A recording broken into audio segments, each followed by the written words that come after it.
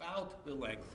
And you can see that also affect the certain in the second video right here, how this guy goes off axis, on axis, off axis, on axis. The resonance is because of gravity. Actually, one of the really cool things that happened as we were working with VERTIGO was Commander Ford said, "Oh, you guys are doing this because of nutation. We made one of our satellites mutate." And he said, "I have an even better tool to show you mutate. A set of sharp cutters that he's going to start spinning around space station in 0G. And when he turns them around, there's an intermediate axis, and you can see how it doesn't only turn around that, it also suddenly spins about its side. So all this spinning was a huge motivation for doing this with spheres in space station. That's why we went to the space station, because you really can get that sort of motion in the ground. We have great test beds, and we partner a lot with NRL. NRL has amazing docking facilities to simulate things. But even then, you really can't get this type of mutation in their truly super facilities. So space station is truly unique here. Let's see. There we go. That's a nice one. See that? That's a beautiful spin. And we're just really happy that he didn't get into any trouble for doing it with nice cutters up in space station. And hopefully we'll see him at MIT next month, and he'll tell us all about spinning pliers in space. Okay, so what did we build? We built this set of stereo vision goggles, and we built them with several important things in mind. We made spheres as a facility. Actually, a little of an addition to the earlier talk for today on spheres. Spheres today is actually an official, Spheres About Space Station is a NASA facility that anybody can contact either CASES or NASA Ames and say, we want to use spheres. If you're already working inside NASA, contact NASA Ames. If you're inside NASA, contact CASES and say, we want to use spheres. It's a facility. It has an operating system environment that lets you concentrate on doing your research.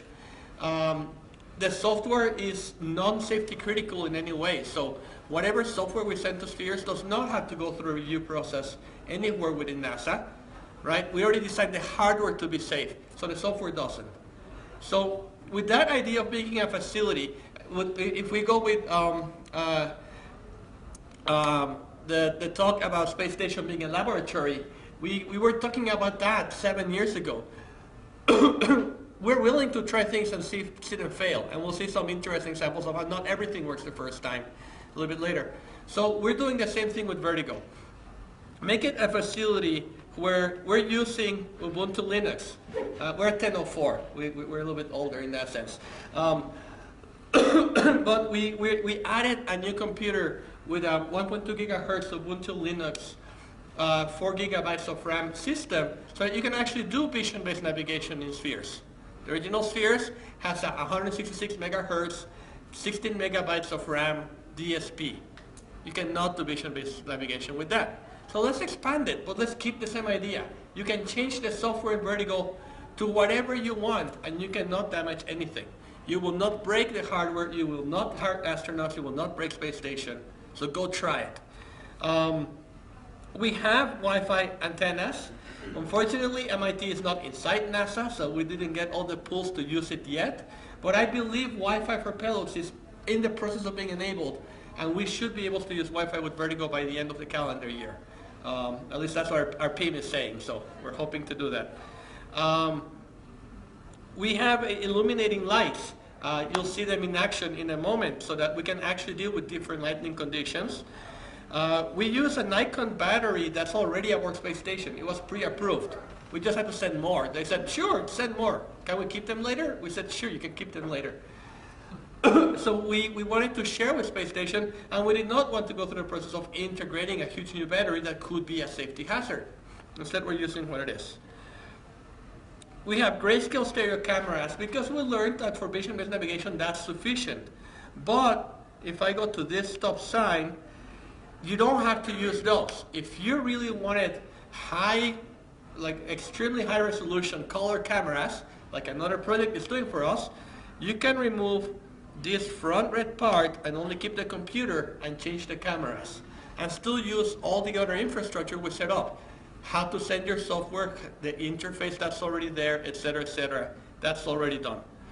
So the goggles made it to station, and we checked them out in February of this year and conducted some research in March and April. Here's just some cool eye candy pictures of the system and space station. There's the full system mounted. Here's you can clearly see the optics and the avionics. The optics in the dark red, the avionics in the white, and how you can imagine them separating if you really want to do something different.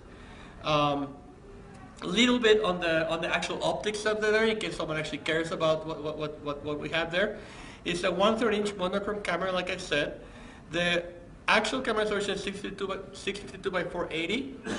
Although in our software we take it down to 640 by 480 to be at a standard frame that when you then load the Linux image processing toolboxes, they know how to deal with, and that was important. We want you to use standard tools, not special tools.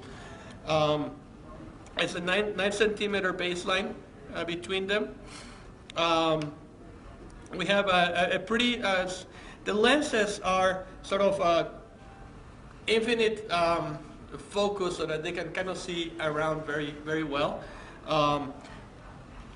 They are not great super close together. They're not micro lenses. They're really more about looking out of the system. This is theoretical if you believe the vendor. We usually go in the order of 10 to 20 frames per second with actual image processing. And our lights are actually pretty bright red lights for flashing, because we learned that in our cameras they were the most susceptible to red as being the most enhanced cameras. This is an important note. We are not making on-orbit lighting conditions, right? We are not going to force the people in space station to turn the lights off. It says that they work, but let me show you how they worked. That's a lot more fun. Here you go. So, on the top view, we use some high gains for controlling the steer satellite. On the bottom view, we use low gains. And what's happening is the image processing is calculating the geometric center of the target. You can see the green dot there. And then it's being told, keeping a constant distance from your target, circumnavigate it, so you could do potentially a full inspection of the satellite. Now you can see in the upper one that the high gains were a little bit high, right? Now this is the beauty of the ISS being a laboratory. It doesn't matter. We let it run to the end. Actually, it's pretty cool that the crew, they see the spheres going all over the place.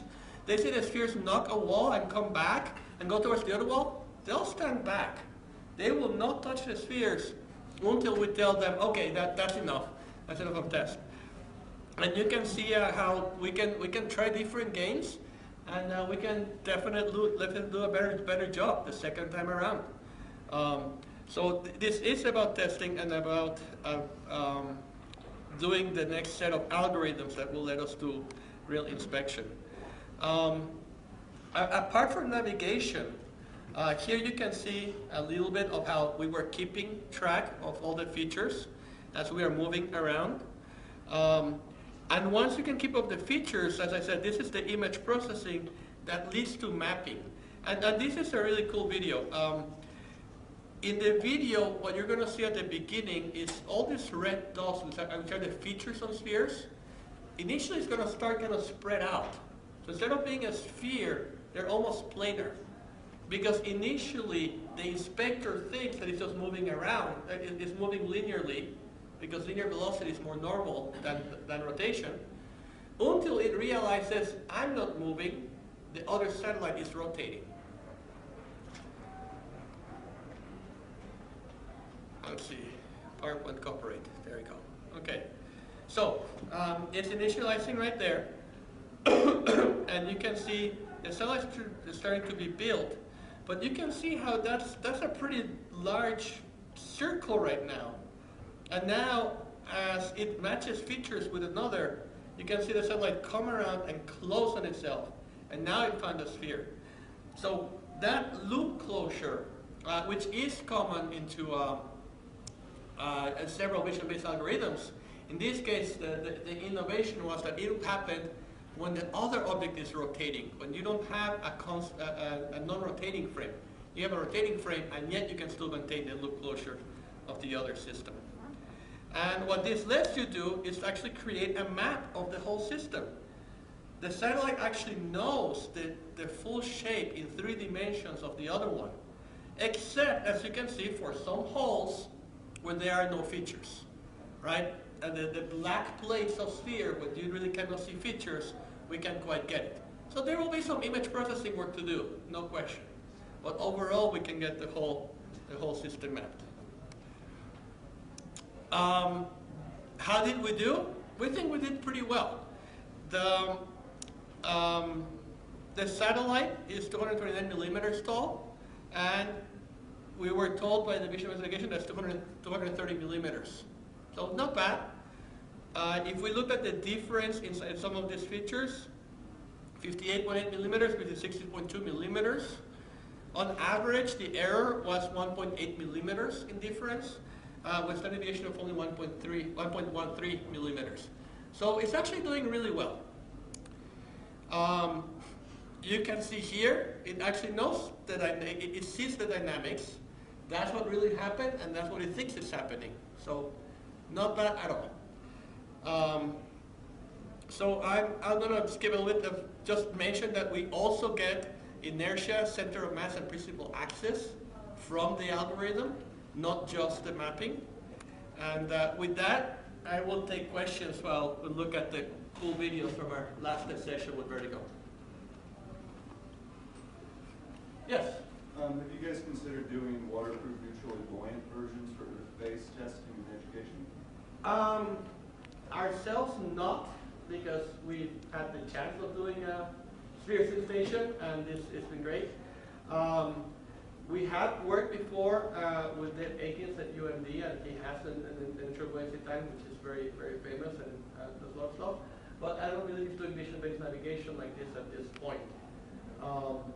So since we have access to this, we've been pretty lucky and just pushing this one.